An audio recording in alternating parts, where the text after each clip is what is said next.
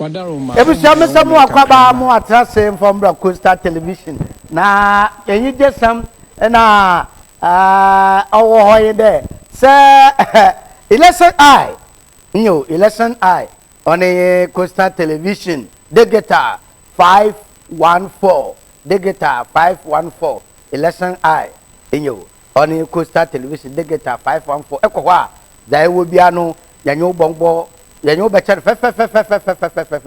Na yekitse oye tu komisa nankra odo to nsam chof yekitse na ekra abatu komisa kan de otin kan se nsam chof bo asase mpo odo beda nchoro mo hono kwan na collation center oye nsam chof inara na oboko ho na so adwensesa ohonti osese na adwen na odo beda o man nsam chof kwan ntane pei we gbe oye collation center na to ho de gwa we be collation center na to de gwa na wa kire me de amama sam chofo kwan na wa collation center ho na za wo hiye bia abatu ko bisiro de ba man sam chofo na wa de nsam yara okrodo anoro kodo collation center ho no wo da ma wone ahwafo na etefo na wo hu nyimpe fede dodo nara na woto abawia wonya bre na adagera wo betena oye polling station ho na wa hwe da obokọ do no kofie na nsamchof yo yade obomodo kohwe Coastal Television na yade da okodo bia no yade bra ho nti abatu kobi sauce sesiare we gbe ma to nti samchof botu ba collation center ho moto de mo ye bien abatu komisa amakwana de auditor free number bi aba to free number ebusia bomodo na kira ho to free to abatu komisa se akọ polling station ho enya haw enya titi bi ma okodo no wonya anje ho a ebe fra ho mutufi a abatu komisa bedo do ma mbo ba ho mutofo no mo 0800 324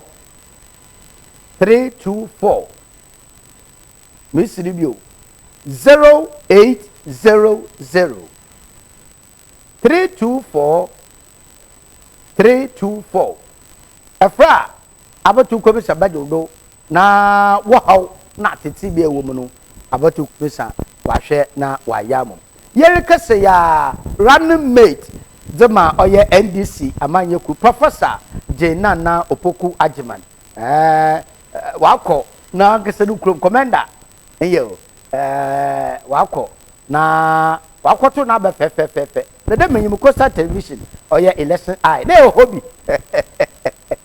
edebusia ko na yankwohwe yene maame Professor Naana Opoku-Agyemang abra ode na bottle ode record no yankwohwe bi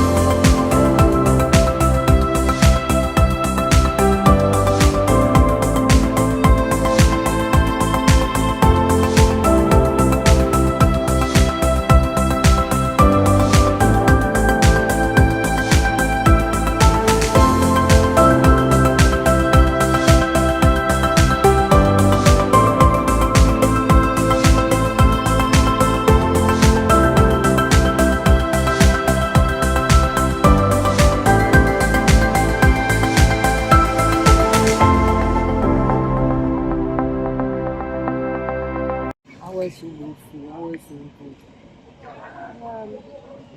Mention so. You also will hope you also as an asama home. And so every now, I let me also. Not catching the average Manhamba.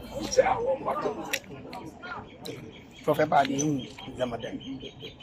What is it from you? The whole Zama in Diaba. No, the man of what to see here. Some of the day, Bibi Never said catching one of what if you want to about to do about baby home. Be a wood bank account. In can also on the top of 5 look at you. It's not the man 2 hours. Young chair example. 2 hours maybe a key. You want to reach my fear.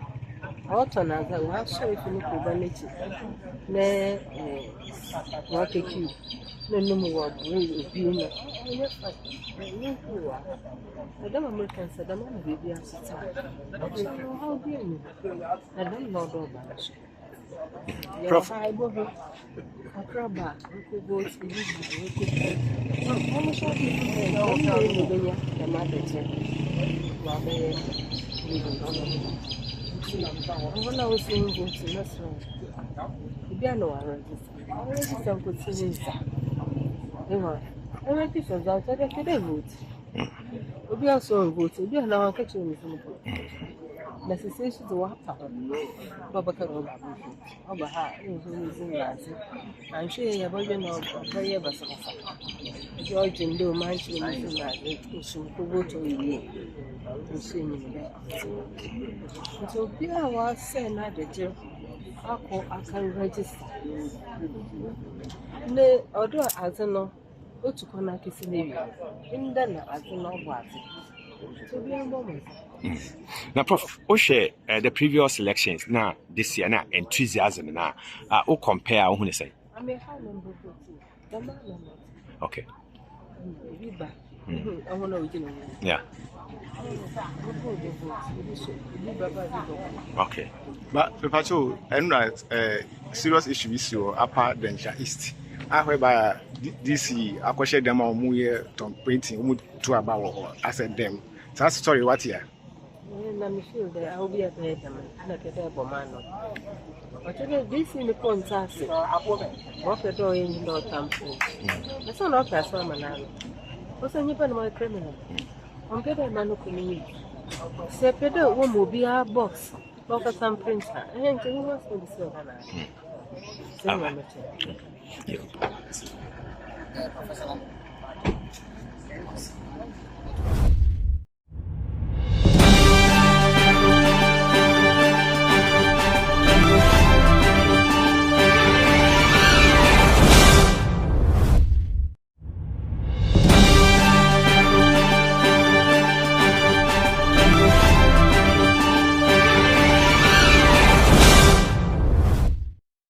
Some Aquaba Costa Television do your election 2024. You were the guitar 514, the guitar 514. There will be a no and you better fair. Now, Professor Jane Opoku-Agyemang NDC running mate on na your share or ye ne abato na watch him the abnormal smooth.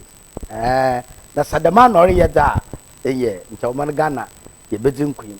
Na ebu shema ka trawo ana da to yim de election ID Ghana bebe ye to abebe enyu no de ho pon katamanso abaton posod wo Greater Accra mentie bi ana wona wokoto aban wo de wona ye odi bi atugwa osande abato kom se yende nun son pepe 7 o'clock na oda wo sha abato na ase na so enuanemi wotena wa don hwere ebien 2 solid hours nti e beka 9 wo sha abato na ase on kire bia nti enuanom no wo che won ayo ti de obendan ye na wo nyina ye Ghana fo wo be sha ase 7 na wo kote ndamamba 2 hours ebusanyan kohwe na ye ba ye bi de ho nkobo.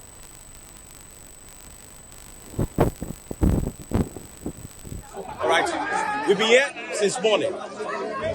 We come, they did not start on time. It started at 8:20. I was looking at the time. And when they brought the thing, they said the thumbprint, the parts where you use thumbprint, some for the other police stations are not yet in. They have to wait for it to come. To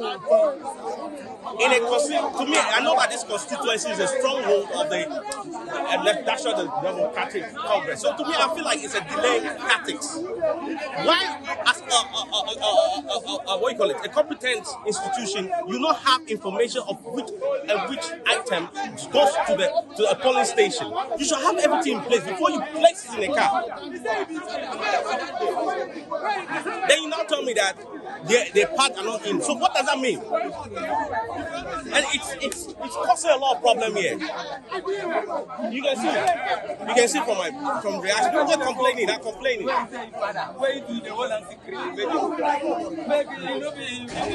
What's the situation in that particular polling station that there is delay in the start of the election? EC is in without ink pad. Because of that, voting is still standstill. We asked them to triple their steps in order to make sure that the pad is in for us to have the exercise done and up to date. And it is not only John Amo School that has encountered this problem. Bechele Government School as well. Officers are there waiting for ink pad. And it's a worrisome situation for the community. We are just appealing to Electoral Commission to see to it that the pads and other materials are available at the centers, so that at the end of the day, no one will cry foul.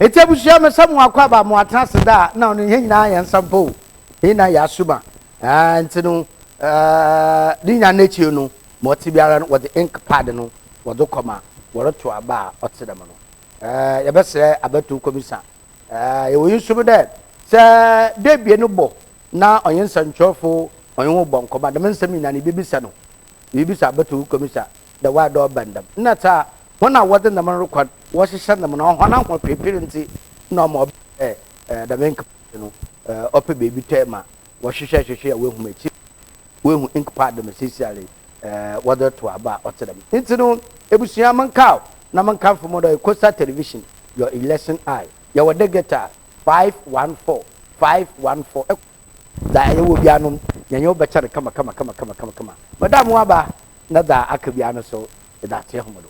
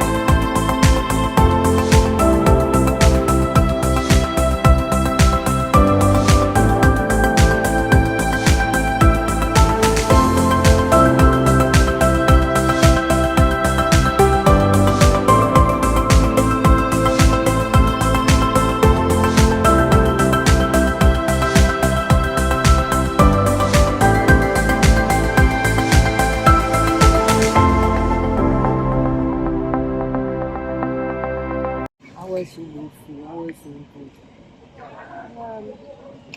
mention so. You also will hope you also as an assault home. And so, again, I let me also not catching I already Manhamba. Prof Naana Jane Opoku-Agyemang.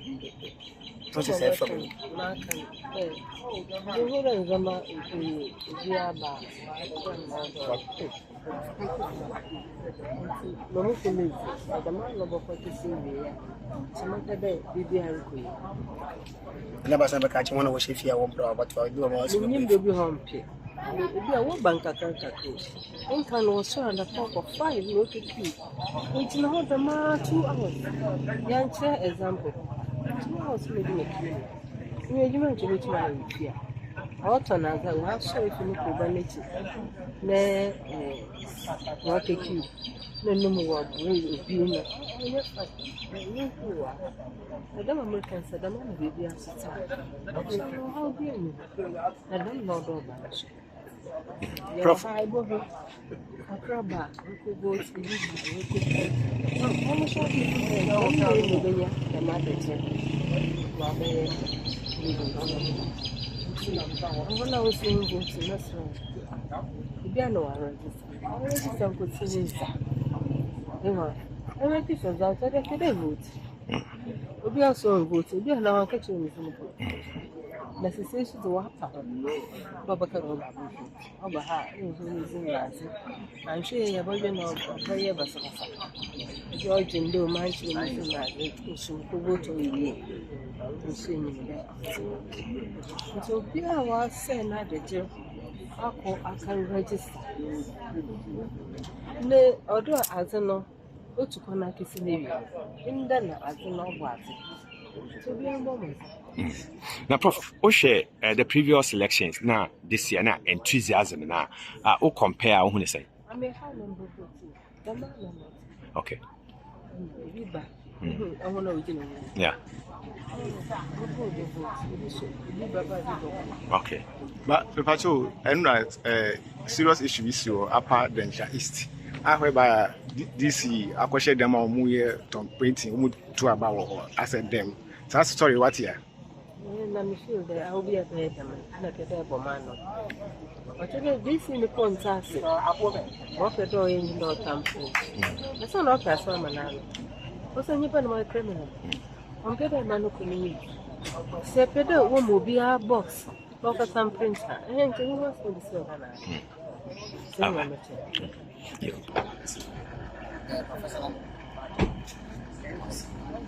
All right, we've been here since morning. They did not start on time. It started at 8:20. I was looking at the time. And when they brought the thing, they said the thumbprint, the pads where you use thumbprint, some for the other police stations are not yet in. They have to wait for it to come. To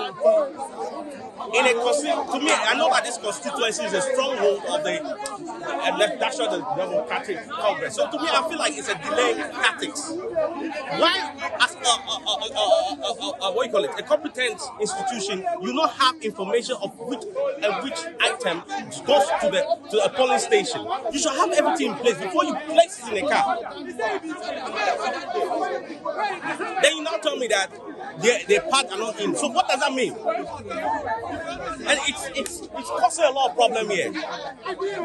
You can see from reaction. People are complaining. They're complaining.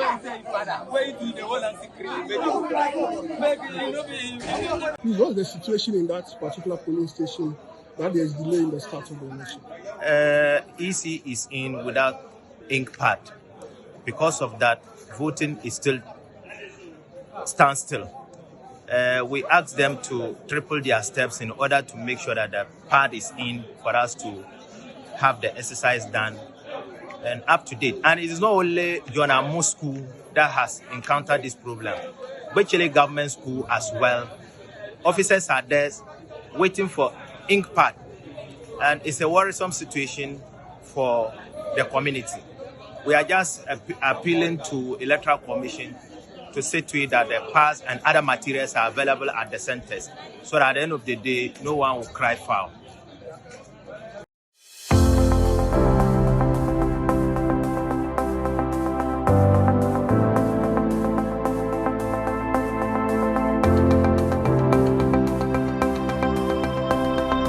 Amen.